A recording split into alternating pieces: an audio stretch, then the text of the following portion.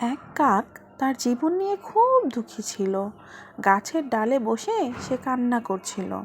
সেই গাছের নিচেই বসেছিল এক সন্ন্যাসী লোক। কাকের চোখের পানি সন্ন্যাসীর উপর পড়ল। তখন সন্ন্যাসী জিজ্ঞেস করলো, কাক, তুমি কান্না করছো কেন? কাক বলল, আমার জীবনে কোনো খুশি নেই। সবাই আমাকে দূরে সরিয়ে দেয়, কেউ আমাকে ভালোবাসে না। যে ভালো আমি মরেই যাই।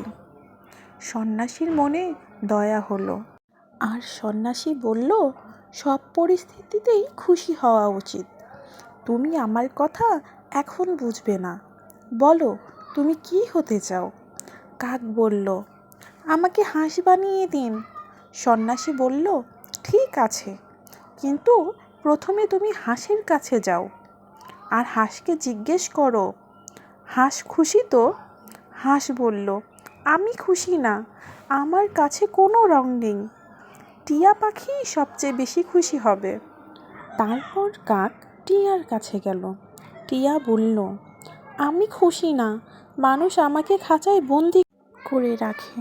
ময়ূর হয়তো সবচেয়ে বেশি খুশি হবে। কাক ময়ূরের কাছে গেল।